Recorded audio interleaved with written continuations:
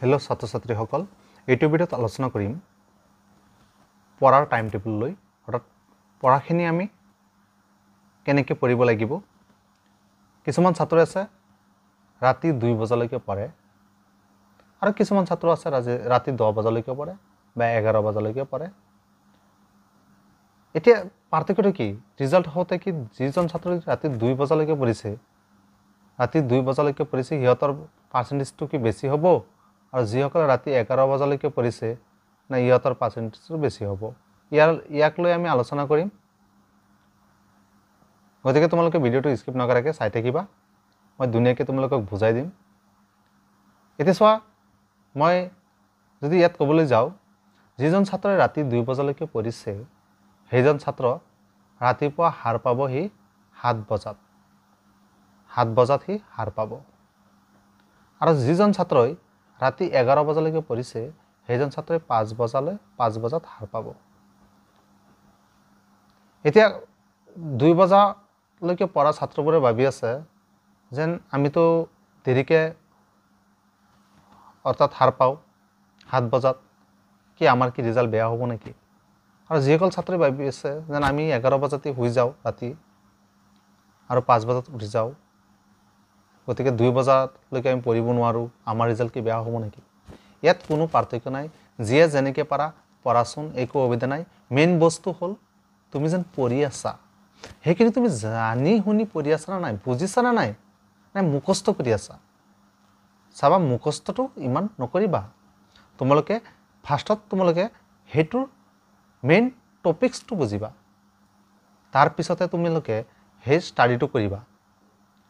এতিয়া তুমি লাগিলে 10 বজাতে টোপনি যোৱা ৰাতি, একো অসুবিধা নাই।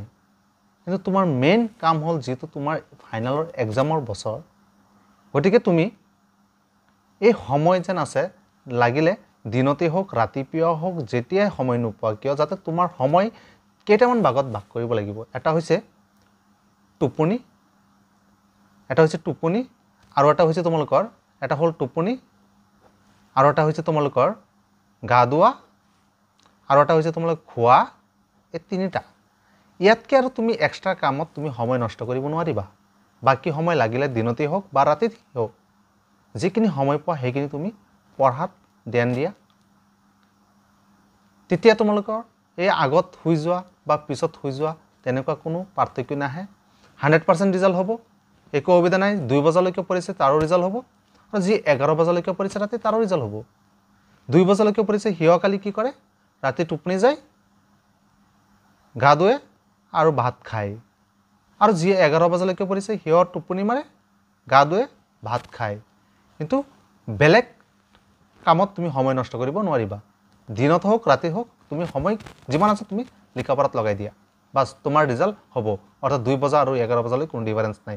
গতিকে তোমালোকে সেইটো চিন্তা নকৰিবা যেন মই ইমান ৰাতি কম পঢ়োঁ, মই শুই যাওঁ সোনকালে, একো অসুবিধা নাই। টোপনি অলপ বেছিকৈ মাৰিব লাগে। অলপ 7 ঘণ্টা বা 7 ঘণ্টা 30 মিনিট, 8 ঘণ্টাত টোপনি মাৰা, ব্ৰেইনটো সুস্থ হৈ থাকিব। তেতিয়া তোমাৰ মূৰত বেছিকৈ লিখাপঢ়া সোমাব। আকৌ ৰাতি বেছিকৈ টোপনি মাৰি আকৌ গোটেই দিন ঘূৰি ফুৰিছা বন্ধুৰ লগত, তেতিয়া তোমাৰ ৰিজাল্ট কেতিয়াও নহ'ব। তুমি এই টোপনি বেছিকৈ মাৰিছা, কিন্তু তুমি বাকী সময় যিমানখিনি আছে তুমি ঘূৰা চুৰা বাদ দি পেলাই তুমি লিখাপঢ়াত লাগি যোৱা। একদম ধ্যান দি লিখাপঢ়া কৰা। দিনতে হওক, যেতিয়াই হওক, দুপৰীয়াই হওক, যিটো সময়ে হওক, ৰাতিটো টোপনি মাৰিছাই, এতিয়া বাকী সময়খিনি তুমি কালি অনলি লিখাপঢ়া কৰি থাকা। চাবা ৰিজাল্ট 100% তোমাৰ ৰিজাল্ট হ'বই। আৰু যিটো পঢ়িছা ধুনীয়াকৈ কনচেপ্ট ক্লিয়াৰকৈ পঢ়িবা। হ'ল। আৰু যদি এইটো চেনেলত মই ক্লাছ 10 মেথছ আৰু ছায়েন্সৰ ভিডিঅ' দি থাকোঁ, তোমালোকে চেনেলটো ছাবস্ক্ৰাইব কৰি থৈ দিবা। মেট্ৰিকৰ আগলৈকে মই ভিডিঅ'বোৰ দি থাকিম।